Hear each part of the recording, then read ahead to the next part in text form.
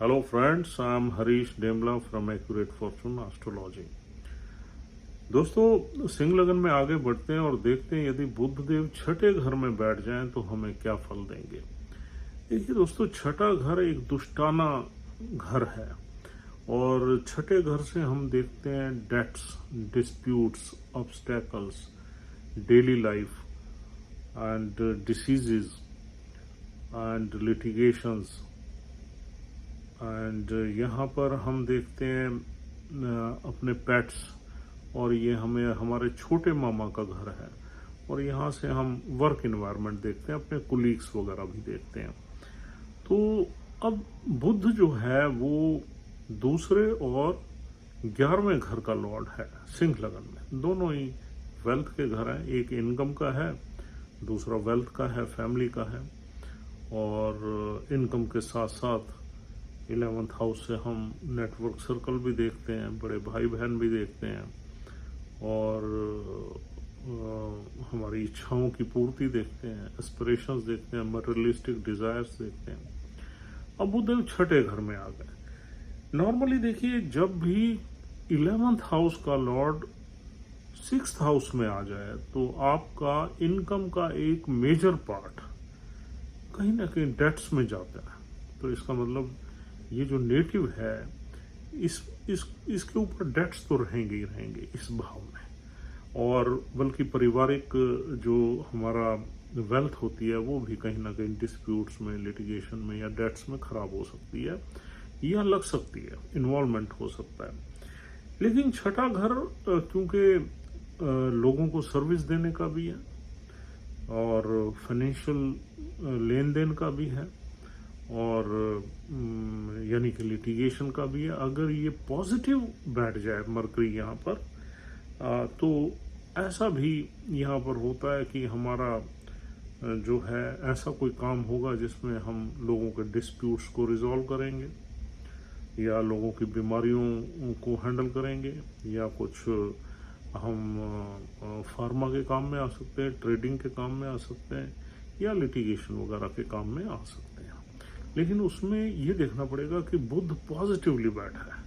उसको देखने के लिए हमें शनिदेव को देखना चाहिए। शनिदेव का कनेक्शन किसी अच्छे घर से होना चाहिए, यानी कि अगर शनिदेव 2nd हाउस में जाके बैठ जाए तो फिर ये हमारा कहीं ना कहीं प्रोफेशन को दर्शाएगा। या शनिदेव 11वें घर में ही जाके बैठ जाए तो फिर ऐसा लगेगा कि बुध जो है यहाँ पर हमें हमारा कुछ न कुछ कैरियर या प्रोफेशन छठे घर से रिलेटेड है। छठा घर से रिलेटेड जो प्रोफेशन है वो लॉ का हो सकता है, मेडिसिन का हो सकता है, ट्रेडिंग का हो सकता है, फाइनेंशियल ट्रांजैक्शंस का हो सकता है, कुछ डिस्प्यूट्स वगैरह को हैंडल का हो सकता करने का हो सकता है। तो इस तरह के प्रोफेशंस हमें मिलते हैं। लेकिन एक चीज़ यहाँ ये ज़रूरी है कि कुछ ना कुछ इस इंसान पे डेट्स वगैरह रहेंगे, क्योंकि यहाँ पर एक पैसे का जो आउटफ्लो है, 11th हाउस के जो पैसे का आउटफ्लो है वो छठे घर में जा रहा है। ऐसे ही 2nd हाउस का आउटफ्लो छठे घर से जा रहा है। तो कहीं ना कहीं पैसे का खर्चा जो है वो या तो रिपेमेंट ऑफ डेट्स में जाएगा, या बीमारी की कुछ ना कुछ उसमें पैसा खर्च होने की संभावना, या किसी डिस्प्यूट्स में, लिटिगेशन में, कोर्ट केसेस में भी यहाँ पर पैसे का खर्चा होने की संभावना रहती है।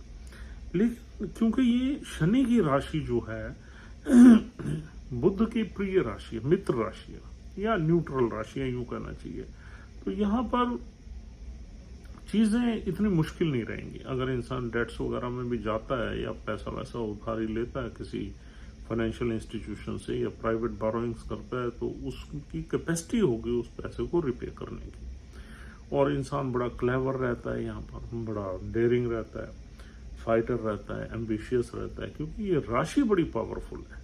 जो 10 नंबर राशि है ना, ये कैरियर की राशि है, सरकार की राशि है, सरकार के कानूनों की राशि है, लॉ एंड ऑर्डर की है, पावरफुल मशीनरी की है।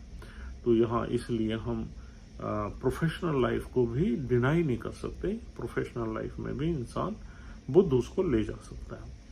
और यहाँ नॉर्मली हमारे परिवार से जो रिश्ते होते हैं वो बहुत अच्छे नहीं देखे जाते, उसमें कुछ न कुछ झंझट, कुछ न कुछ लड़ाई झगड़े यहाँ पर नजर आते हैं, क्योंकि छठे घर का प्रभाव है। छठा घर लड़ाई झगड़े का भी, डिस्प्यूट्स का है।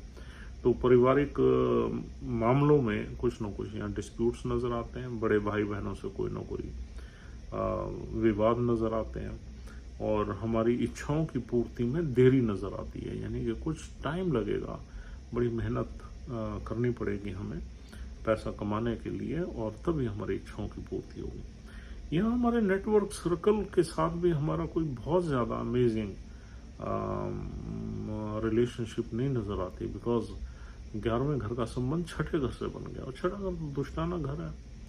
और हमारे बड़े सिबलिंग्स के साथ भी कभी कभी ये डिस्प्यूट्स क्रिएट हो जाता है फैमिली में, और फैमिली में कोई ना कोई मेंबर भी यहाँ पर बीमार नज़र आता है, चाहे हमारे सिबलिंग्स हों या पेरेंट्स में से हो, कोई ना कोई बीमार यहाँ पर नज़र आता है। और हाँ, लेकिन ये चीज़ें संभली हुई ज़रूर रहेंगी, because Mercury and Saturn are enemy planets. अगर सैटर्न कहीं खराब बैठ जाए, यानी कि अष्टम में जाके बैठ जाए, या सैटर्न कहीं 12वें घर में चला जाए, तो फिर कंडीशंस खराब हो जाएंगे, तब हमें इस प्लेसमेंट के बुरे फल ज़्यादा मिलेंगे। और अगर शनिदेव जो है नीच के बैठ जाए, तो ये दर्शाता है हमें मेहनत बहुत करनी पड़ेगी चीज़ों को हासिल करने के लिए, सक्सेस को लेने के लिए बड़ी मेहनत करनी पड़ेगी। शनिदेव अगर तीसरे घर में बैठ जाते हैं एग्जॉल्टेड साइन में, तो भी मेहनत तो करनी पड़ेगी, लेकिन कहीं ना कहीं सक्सेस इंडिकेटेड रहेगी। तो इसलिए शनि का केंद्र में त्रिकोण में बैठना यहाँ पर अच्छा ही माना जाएगा। बस ये है कि नीच के नहीं होने चाहिए, जबकि त्रिकोण घर में 9th हाउस में शनि नीच के हो जाएंगे। और दूसरा यहाँ पर हमने देखना है नक्षत्र। यहाँ पर 3 नक्षत्र हैं। नक्षत्र यहाँ पर बहुत अच्छे नक्षत्र हैं, लेकिन उसमें सूर्य देव का एक नक्षत्र है, उत्तराषाढ़ा नक्षत्र, जिसके 3 चरण हैं। सूर्य देव और बुध देव में अति मित्रता है, तो उत्तराषाढ़ा नक्षत्र में बुध कंफर्टेबल है। और अगर उत्तराषाढ़ा में बैठ गए बुध देव, तो फिर सूर्य की प्लेसमेंट लगन में ही आ जाए, दूसरे घर में आ जाए, चौथे घर में आ जाए, या एग्जॉल्टेड साइन में आ जाए, यानी कि 9वें भाव में आ जाए, या फिर 10वें भाव में भी अच्छे फल देगी, और 5वें भाव में भी बहुत अच्छे फल देगी। तो सूर्य की प्लेसमेंट अगर इन घरों में आ जाती है, तो ये बहुत ही ऑस्पिशियस हो जाएगा, और यहाँ पर हमें बुध देव अच्छा गेंस वगैरह देंगे। और दूसरा नक्षत्र यहाँ मिलता है, दूसरा नक्षत्र यहाँ मिलता है हस्ता नक्षत्र। हाँ, न हस्ता नहीं, यहाँ पर चंद्रदेव का नक्षत्र मिलता है, तो वो हम आपको बता देंगे अभी। तो चंद्रदेव का नक्षत्र मिलता है दूसरा, और उसके 4 चरण यहाँ मिलते हैं। तो चंद्रदेव के नक्षत्र में भी यहाँ पर बुध देव अच्छे रिजल्ट्स दे सकते हैं, अगर चंद्रदेव की प्लेसमेंट अच्छी आ जाए, क्योंकि चंद्रदेव इस राशि में वैसे भी मित्र प्लैनेट है, और 12वें घर के स्वामी है। अगर चंद्रदेव की प्लेसमेंट सपोज 12वें में ही चली जाए, तो डेफिनेटली यहाँ पर काफ़ी कुछ अच्छी चीज़ें हो जाएंगी। इंसान 12th हाउस से, यानी कि 12वें घर से इंसान कनेक्ट हो जाएगा, एक्सपोर्ट इंपोर्ट का काम कर सकता है, विदेश में जाके सेटल हो सकता है, या उसकी जो ट्रेडिंग है वर्ल्ड वाइड ट्रेडिंग हो सकती है। तो इस तरीके से चंद्रदेव यहाँ पर फल देंगे। अगर चंद्रदेव 10वें घर में बैठ जाए, ऊंच के होके बैठ जाए, तो भी यहाँ पर बहुत ही ऑस्पिशियस रिजल्ट्स देंगे। और चंद्रदेव का नीच का बैठना चौथे घर में अच्छा नहीं माना जाएगा, लेकिन 5वें भाव में भी चंद्रदेव के अच्छे ही रिजल्ट्स देखे गए हैं, और 9वें भाव में भी चंद्रदेव बहुत अच्छे रिजल्ट्स देंगे। चंद्रदेव अगर दूसरे घर में भी बैठ जाते हैं, तब भी कोई दिक्कत नहीं है। वहाँ उनके अपना भी एक नक्षत्र है, हस्ता नक्षत्र है दूसरे घर में, 6 नंबर राशि में, तो वहाँ भी चंद्रदेव अच्छे रिजल्ट्स देंगे। और तीसरा नक्षत्र दोस्तों यहाँ मिलता है आपका धनिष्ठा नक्षत्र। जो 10 नंबर साइन में मिलता है। तो धनिष्ठा नक्षत्र में भी बुध देव बैठ के अच्छे रिजल्ट्स दे सकते हैं। हालांकि मंगल देव से बुध देव की ज़्यादा नहीं बनती, ना ही चंद्र से बनती है, लेकिन अगर नक्षत्र के लॉर्ड की प्लेसमेंट अच्छी हो जाए तो रिजल्ट्स हमें अच्छे ही मिलते हैं। नक्षत्र के लॉर्ड की प्लेसमेंट अगर अच्छी हो जाए तो रिजल्ट्स हमें बहुत ही अच्छे मिलते हैं। तो दोस्तों यहाँ पर अगर मंगल के नक्षत्र में यानी कि धनिष्ठा नक्षत्र में यहाँ पर बुधदेव बैठ जाए तो धनिष्ठा नक्षत्र ड्रम्स का नक्षत्र है, म्यूजिक का नक्षत्र है। तो थोड़ा आदमी में टैलेंट वगैरह यहाँ पर होता है, कुछ ना कुछ आर्टिस्टिक टैलेंट होता है। और अगर मंगल देव वैसे भी ऑस्पिशियस प्लैनेट है, इस लगन में अगर मंगल देव की प्लेसमेंट लगन में आ जाए, चौथे घर में आ जाए, मतलब अपनी ही राशि में या अपनी राशि नवम भाव में आ जाए, इवन दसम भाव में आ जाए तो भी बहुत अच्छा है, और पंचम भाव भी बहुत अच्छा है। बस पंचम भाव या एकादश भाव में मूला नक्षत्र और अर्द्रा नक्षत्र में यहाँ पर मंगल देव ना हो तो बहुत ही अच्छा रहेगा। बाकी किसी नक्षत्र में बैठ जाए तो अच्छे ही रिजल्ट्स देखने को मिलते हैं। तो दोस्तों इस तरीके से आपने नक्षत्र के लॉर्ड की प्लेसमेंट ज़रूर देखनी है, और उसी से ही आपको ये अंदाज़ा लगाना है कि यहाँ पर बैठे हुए बुध देव आपको कितनी ब्लेस करेंगे। अगर नक्षत्र के लॉर्ड छठे, आठवें, 12वें में चले जाए तो ज़्यादातर अच्छे रिजल्ट्स नहीं देते, लेकिन इस केस में चंद्रदेव की अपनी राशि है 12वें घर में, तो चंद्रदेव के नक्षत्र में यहाँ पर आपको अच्छे ही रिजल्ट्स मिलेंगे अगर चंद्र 12वें में बैठ जाता है तो दोस्तों यहाँ पर बैठे हुए बुध देव 12वें घर को ही देखते हैं। 12वें घर में हम व्यय भाव है, व्यय को ज़्यादा देखते हैं। तो डेफिनेटली छठा घर भी इसी तरह का है, 12वां भी दुष्टाना घर है। 12वां घर अगर एक्टिवेट हो जाए तो आदमी के खर्चे बढ़ जाते हैं, फॉरेन ट्रैवल्स बढ़ जाती हैं, हॉस्पिटलाइजेशन के खर्चे बढ़ जाते हैं, या कोई ना कोई झंझट वगैरह रहता ही है। तो 12वें घर की दृष्टि जो है बुध देव की वो ज़्यादा अच्छी नहीं मानी जाती, और उससे हमारे एक्सपेंसेस वगैरह बढ़े रहेंगे। तो कुल मिला के अगर हम इसे कंक्लूड करें तो ये प्लेसमेंट मैलेफिक प्लेसमेंट है, बैड प्लेसमेंट है, ये अच्छी प्लेसमेंट नहीं है। इसमें कुछ ना कुछ प्रॉब्लम्स, कुछ ना कुछ ऑब्स्टेकल्स, कुछ ना कुछ झंझट रहते हैं। यहाँ पर हमारे कुलीग्स वगैरह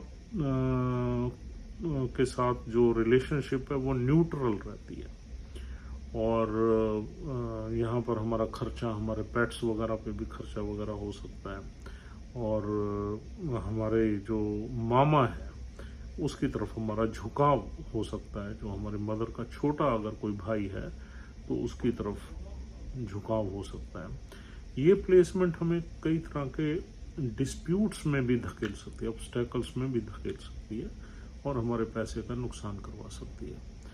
और लास्ट में हम देखें तो इस प्लेसमेंट से हमारे जो एनिमीज़ हैं वो अगर सैटर्न यानी डिस्पोजिटर अच्छा बैठ गया तो एनिमीज़ पे विजय रहेगी, हम उनको ओवर पावर कर लेंगे, क्योंकि बुध भी वैसे बड़ा क्लेवर और डिप्लोमेटिक प्लैनेट है। बुध की चतुराई जो है इस घर में लिटिगेशंस वगैरह पे ओवर पावर कर लेती है अगर शनिदेव की प्लेसमेंट अच्छी होगी। शनिदेव अगर अष्टम भाव में सपोज आ जाते हैं तो फिर ये लिटिगेशन को कॉम्प्लिकेट कर देंगे, लंबा लटका देंगे। तो इस तरीके से अगर नक्षत्र का लॉर्ड अष्टम में बैठ गया तो प्रॉब्लम्स हमारी लाइफ में बढ़ी रहेंगी। तो इन सब चीज़ों को देखते हुए हम यहीं इस डिस्कशन को ख़त्म करेंगे, और उम्मीद करेंगे कि आप इन सब चीज़ों को, फैक्टर्स को मद्देनज़र रखते हुए ही प्रेडिक्शंस पे जंप करें। So friends, thank you very much for watching this video patiently. उम्मीद करता हूँ ये डिस्कशन आपके लिए यूज़फुल रही है। अगर आप हमारी वीडियोस को देखते हैं, पसंद करते हैं, तो हमारा चैनल ज़रूर सब्सक्राइब करिए, और else will see you tomorrow. Have a nice time, take care of yourself and your family. Will see you soon.